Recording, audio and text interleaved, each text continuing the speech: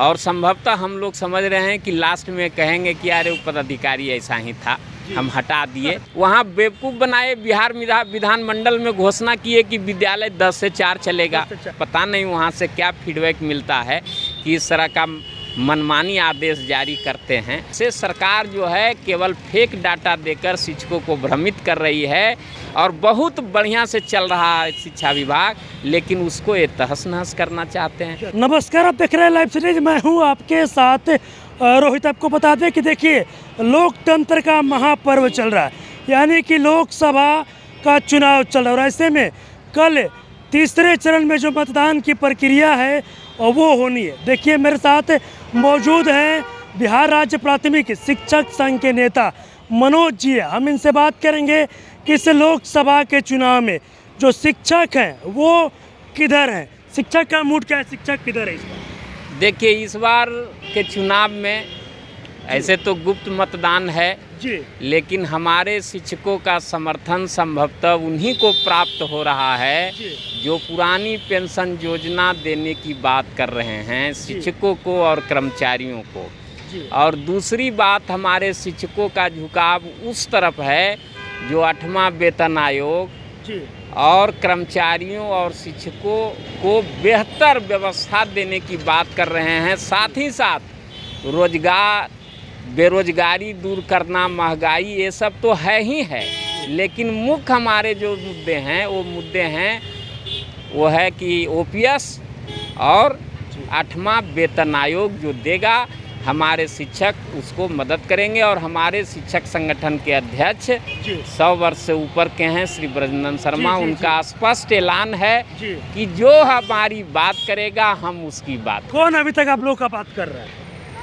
जो आप लोगों ने तो देखा, जो थे कुछ नेता वो कहे कि जब बिहार ही आए थे तो बोले कि हम भाई ओपीएस भी देंगे, 8वां वेतन आयोग भी बनाएंगे, और जिसके समय में शिक्षकों को सभी सुख सुविधाएं मिली।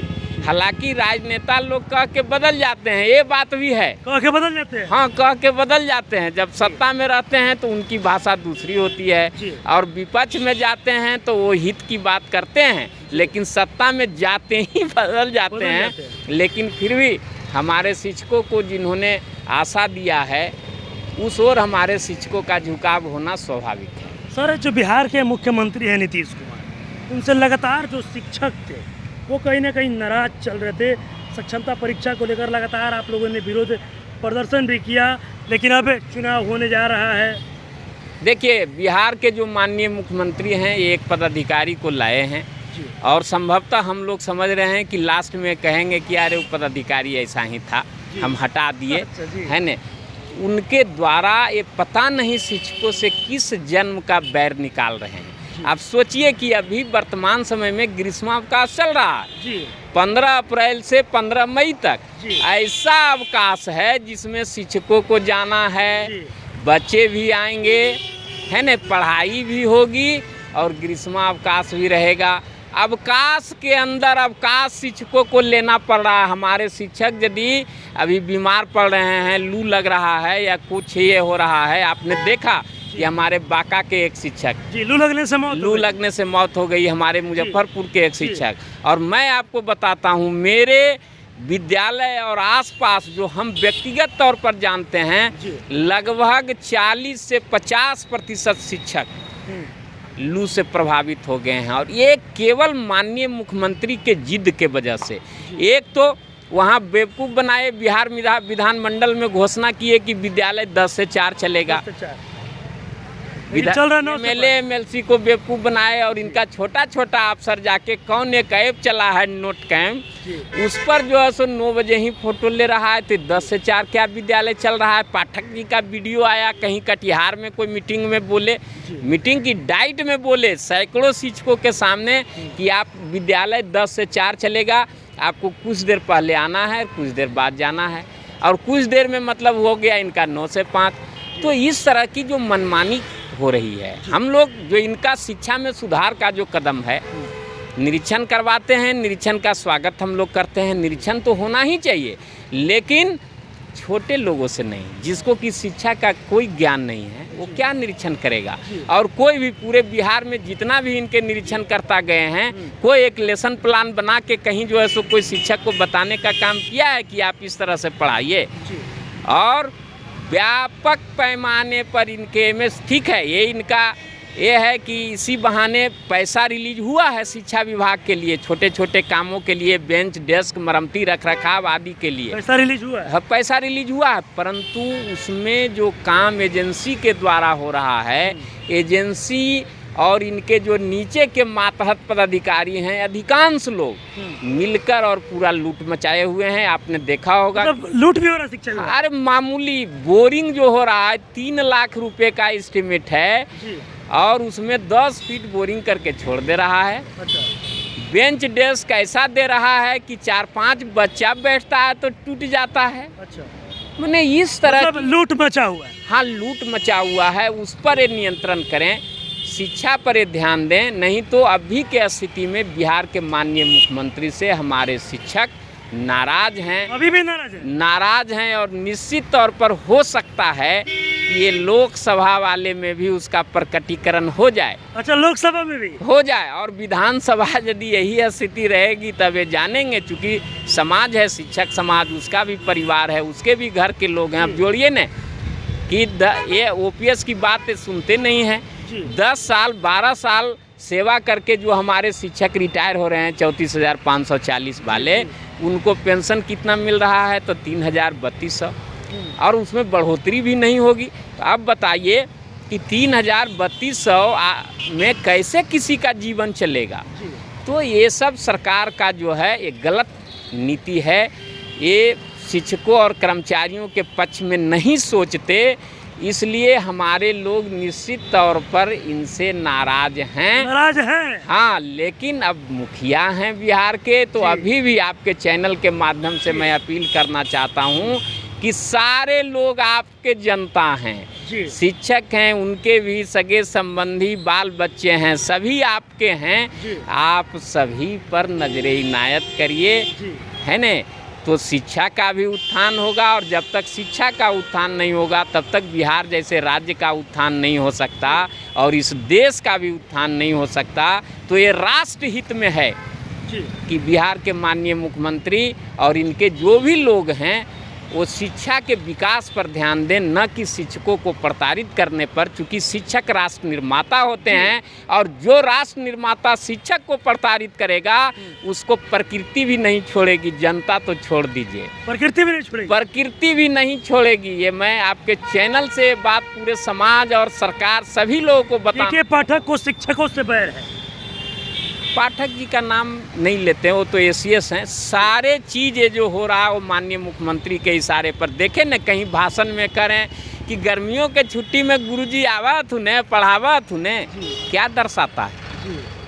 अरे ग्रीष्मावकाश आप भी साहब जिस समय पढ़े होंगे उस समय भी होता होगा। और आज क्या आपदा विपदा आ गई, ठीक है, कोई ऐसा इमरजेंसी रहता हमारे शिक्षक काम करते, लेकिन शिक्षा विभाग में तो ऐसा कोई इमरजेंसी नहीं है। रही बात कमज़ोर बच्चे को पढ़ाने की, तो मिशन दक्ष चला, आगे भी हम लोग रिमीडियल टीचिंग करके उसको हमेशा करते रहे हैं। लेकिन नियत तो आप साफ रखिए। आपका छोटा जो अफसर है उसका पढ़ाई पर, शिक्षण कार्य पर कोई ध्यान नहीं रहता। उसका ध्यान रहता है कि कैसे मास्टर को पकड़ो। एमडीएम में जाते ही वो क्लासरूम नहीं जाएगा, वो जाके चूल्हा में हाथ दे देगा कि खाना बना कि ना, गैस के चूल्हा अब चल गया तो गैसवो के छू के देखता है। अच्छा सर, एक सवाल ये भी है कि जिस तरीके से के पाठक से लगातार जो शिक्षक थे वो परेशान थे, तो क्या उससे जिस तरीके से शिक्षक परेशान थे, इस चुनाव में असर दिखेगा? देखिए, रही बात आपने जो नाम लिया पाठक साहब का, वो एसीएस हैं, अच्छे बुरा दोनों तरह का जो उनको समझ में आता है। चूँकि वो एक पक्षीय बात अभी कर रहे हैं, संघ संगठन से वो बात नहीं करते हैं, डायरेक्ट वो फील्ड में जा रहे हैं और उनको पता नहीं वहाँ से क्या फीडबैक मिलता है कि इस तरह का मनमानी आदेश जारी करते हैं। के पाठक के मनमानी से हाँ, नीतीश कुमार को फायदा होगा या घाटा होगा? देखिए, हमारे समझ से शायद माननीय मुख्यमंत्री को लगता होगा कि फायदा होगा, लेकिन इससे फायदा नहीं होगा। फायदा नहीं। और यदि तत्कालिक फायदा भी हो तो दूरगामी परिणाम, जब समाज में आप शिक्षकों को ही परेशान करिएगा, ये मैसेज चला जाएगा, तो वो समाज आपको कभी माफ़ नहीं करेगा। जो इन्होंने किया पूर्व में, हमारा शिक्षक संघ, हमारे अध्यक्ष गए थे माननीय ब्रजनंदन शर्मा और कहे थे कि आप जो शिक्षा विभाग में इस तरह का जो ये नियोजनवाद और ये लाए हैं, ये गलत है। हम लोग 2006 से इस बात को कह रहे हैं, लेकिन ये चलाते रहे, शिक्षक संगठन की बातों को नहीं माने। आज लाए ने बीपीएससी TR1 TR2, अब 3 का तो देखे, और 1-2 में कहाँ क्या हुआ, ये आपके चैनल के माध्यम से इस बात को मैं क्या कहूँ। लेकिन निश्चित तौर पर है कि बिहार में जो ये लाए प्रक्रिया बीपीएससी से बहाली करने का, तो इसमें भी व्यापक पैमाने पर धांधली हुई। अब ये सक्षमता परीक्षा के नाम पर, सक्षमता परीक्षा हमारे शिक्षक तो ठीक है राजकर्मी बनने के लिए भर दे रहे हैं, लेकिन इसका मुख्य मकसद है कि शिक्षकों को दूर दराज भेजो, तंग तबाह करो। और विशेष तौर पर सोचिए कि जो शिक्षिकाएँ हैं और जो विकलांग शिक्षक हैं, वो आज भी नहीं आवेदन भरे हैं, आज भी नहीं भरे हैं। और इनका जो डाटा है 70,000 80,000 का, वो फेक है, डाटा। हाँ, पिछले बार भी जितना कहे थे कि 2 लाख कितना हज़ार भरा है, लेकिन निकला प्राइमरी में कितना, 2.25 लाख से भी कम है न। तो इस तरह से सरकार जो है केवल फेक डाटा देकर शिक्षकों को भ्रमित कर रही है। और हमारे लोग जो है सो सब लोग, राज्यकर्मी का दर्जा हमारा मांग था, लेकिन ये मांग था हम लोगों का कि बिना शर्त होना चाहिए और पोस्टिंग ऐच्छिक होना चाहिए। लेकिन इनको तो केवल परेशान करना है, मनमानी कर रहे हैं। आपके चैनल के माध्यम से अभी भी हम अपील करना चाहते हैं कि आपने सक्षमता परीक्षा ले लिया, हमारे 95% से अधिक शिक्षक उत्तीर्ण हुए, जो दिए वो उत्तीर्ण हुए, तो उनके पोस्टिंग में आप ऐच्छिक के करिए। अगल बगल जहां उनको सुविधा हो, यदि नियोजन इकाई में रखने में आपको दिक्कत है तो अगल बगल के नियोजन इकाई में कर दीजिए, ताकि वे अपना घर परिवार भी देख सकें और ड्यूटी भी कर सकें। अब सोचिए कि जिसका उम्र 55 साल 56 साल है, वो अकेला यदि नवादा के आदमी को गोपालगंज भेज दिया जाएगा, तो वो कैसे अकेले रहेगा, कैसे उसका घर परिवार चलेगा, उसके माता पिता वृद्ध होंगे। तो इन सारी बातों पर सरकार को निश्चित तौर पर ध्यान देना चाहिए। और अभी के जो ACS साहब हैं, इनसे ज़्यादा काबिल स्वर्गीय श्री मदन मोहन झा थे। उस समय शिक्षा आयुक्त का पद होता था, और उन्होंने बहुत शोध करके, वो विदेश में भी जाकर वो शिक्षा पर अध्ययन किए थे, और बहुत शोध करके उन्होंने ये नीति बनाई थी कि शिक्षक को जहाँ से ड्यूटी करने में सुविधा हो वहाँ पर पोस्टिंग करिए। और बहुत बढ़िया से चल रहा है शिक्षा विभाग, लेकिन उसको ये तहस नहस करना चाहते हैं। तो ये बिल्कुल गलत बात है।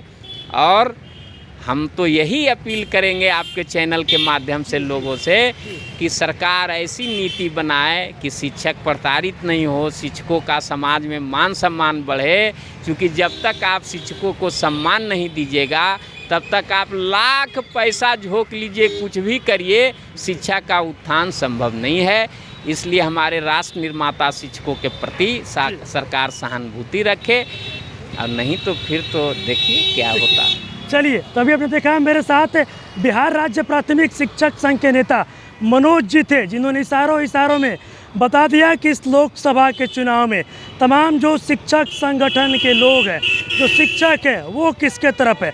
और वही नहीं, इन्होंने मुख्यमंत्री नीतीश कुमार से अपील भी कर रहे हैं और बोल रहे हैं कि हम लोग की बातों पर विचार कीजिए, शिक्षकों को प्रताड़ित मत कीजिए, शिक्षा के राष्ट्र निर्माता होते हैं। और भी क्या कुछ कहना था मनोज जी का, वो अपने इस वीडियो में देखा।